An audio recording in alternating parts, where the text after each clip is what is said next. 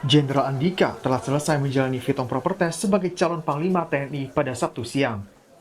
Usai uji kelayakan dan kepatutan, Komisi 1 DPR menyepakati nama Jenderal Andika Perkasa sebagai Panglima TNI. Kepala Staf Kepresidenan Muldoko menyatakan, kendati masa jabatan Jenderal Andika Perkasa kurang lebih hanya 1 tahun, namun ia yakin Jenderal Andika akan mampu bekerja secara maksimal. Kurang lebih ada 400 hari ya dalam bekerja.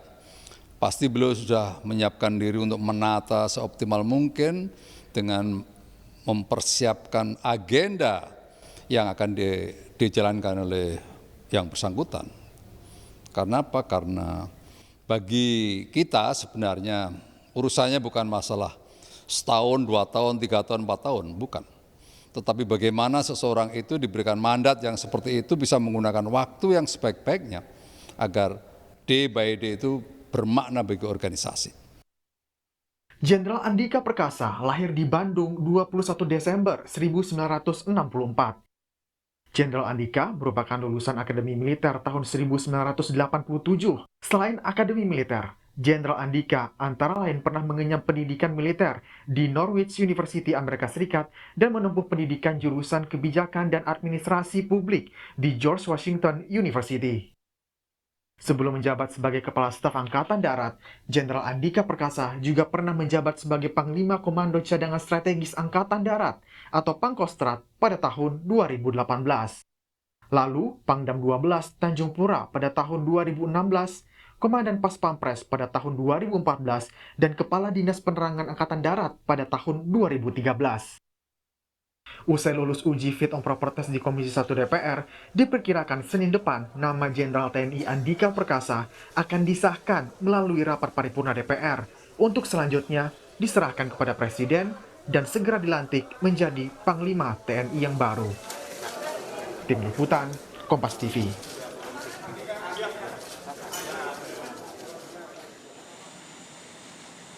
Munculnya nama Andika Perkasa sebagai calon tunggal Panglima TNI dikritisi oleh Direktur Eksekutif Amnesty International Indonesia Usman Hamid. Usman Hamid menyatakan Presiden Jokowi perlu mempertimbangkan ulang keputusan nama Jenderal Andika Perkasa sebagai Panglima TNI. Direktur Eksekutif Amnesty International Usman Hamid menyatakan 14 LSM menolak usulan nama calon Panglima TNI baru oleh Presiden. Menurut Usman, Presiden harusnya mengajukan nama Kasal Laksamana Yudo Margono sebagai calon Panglima TNI.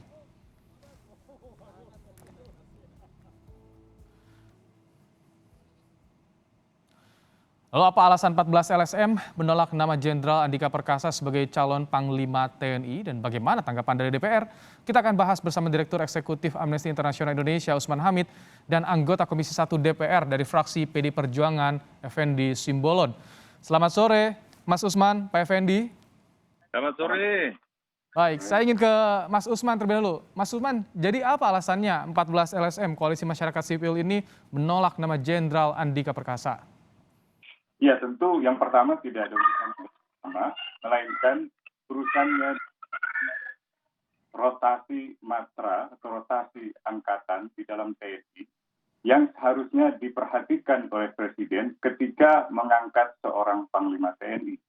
Rotasi itu artinya seandainya sekarang Panglima TNI-nya merupakan Panglima TNI yang pernah menjadi Kepala Staf Angkatan Udara atau berasal dari Angkatan Udara, dan sebelumnya pernah juga ada dari Angkatan Darat misalnya, maka rotasi yang dimaksud oleh Undang-Undang TNI itu ada mestinya dijabat oleh Kepala Staf Angkatan Laut. Itu yang paling pertama.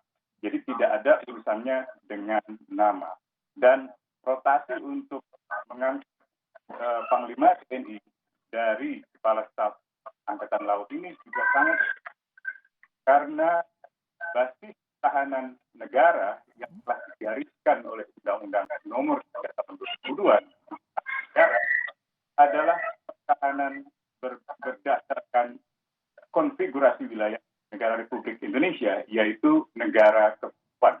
Dan itu strategi pertahanan udara, strategi pertahanan maritim itu sangat diperlukan. Dan karena itu kita memerlukan seorang yang memiliki cakrawala berpikir tentang kedirgantaraan, tentang kemaritiman di dalam membangun postur pertahanan pertahanan Indonesia menghadapi tantangan geopolitik atau geostrategis di tingkat regional maupun juga di tingkat global. Misalnya ketegangan Laut Cina Selatan atau Samudra Hindia, di mana terjadi sejumlah ketegangan atau upaya perebutan dari negara-negara adidaya. Jadi seharusnya Presiden Jokowi memperhatikan norma-norma Undang-Undang Pertahanan Negara dan juga Undang-Undang TNI mengenai dasar pertahanan negara dan Baik. juga perlunya di dalam mengangkat seorang Panglima TNI. Itu adalah alasan utamanya. Baik. Jadi soal rotasi angkatan ya, rotasi matra ya, Mas Usman? Itu salah satu alasan utamanya. Tentu alasan lainnya adalah pertimbangan hak asasi manusia. Saya kira di dalam pasal 3 Undang-Undang Pertahanan Negara juga dijelaskan bahwa hakikat pertahanan kita atau dasar pertahanan negara kita harus memperhatikan prinsip-prinsip demokrasi dan juga hak asasi manusia. Dan karena itu orang yang katakanlah ingin diberi amanat untuk memegang jabatan strategis atau jabatan komando tertinggi di lingkungan TNI harus dengan memperhatikan aspek demokrasi dan juga norma-norma hak asasi manusia. Nah, Baik. kita tahu bahwa Jenderal Andika dalam kapasitasnya sebagai Baik. pribadi di Mas masa Usman? lalu juga terimplikasi dalam kasus pelanggaran hak asasi manusia. Baik. Misalnya kasus pembunuhan T2 pada tahun 2001. Masalah Baik. ini telah mendapat perhatian luas ketika itu di sejumlah pemberitaan. Juga saya kira kinerja dan masa kepemimpinan selama di TNI AD juga tidak ada yang terlalu menggembirakan. Beberapa ada. Kira misalnya penghapusan tes keperawanan untuk calon tentara perempuan itu layak untuk diapresiasi. Tetapi misalnya pelanggaran hak asasi manusia yang melibatkan anggota TNI AD itu Baik, Mas Usman. yang tuntas. Ini ada Pak Effendi yang tadi melakukan uji kepatutan dan kelayakan kepada Jenderal Andika. Kita akan tanyakan langsung, saya ingin bedah satu persatu. Tadi bicara soal rotasi matra, ini yang menjadi juga pertanyaan banyak publik. Pak Effendi, apa penjelasan Anda soal ini? Ya, saya kira tidak relevan ya, karena itu bukan keharusan. Jadi sangat relatif dan itu bunyinya juga dapat. Jadi sangat tidak beralasan kalau ada pihak yang mempersyaratkan itu mutlak harus dilakukan oleh Presiden dalam pengajuan nama ke DPR. Karena prinsipnya mereka itu kan satu kesatuan TNI ya, yang terdiri dari 3 matra. Jadi tidak itu menjadi esensi keharusan. Dalam undang-undang juga bunyinya tidak dikatakan harus, dapat gitu. Jadi saya kira Saudara Usman juga harus clear itu membacanya. Nah, kemudian tidak juga keharusan Presiden mengusulkan bahwa itu bergiliran karena dan sebagainya alasan. Ini poinnya bukan berdasarkan giliran kematraan, tetapi bagaimana Presiden memandang bahwa kebutuhan saat ini dan saat yang akan datang itu seperti apa yang diharapkan sebagai institusi yang berfungsi untuk menjaga kedaulatan negara baik ke dalam maupun keluar. Jadi dalam visi misi tadi yang sebenarnya visi misi itu ada di dalam visi misi TNI dan itu sejalan dengan visi misi negara yang diamanatkan ke TNI.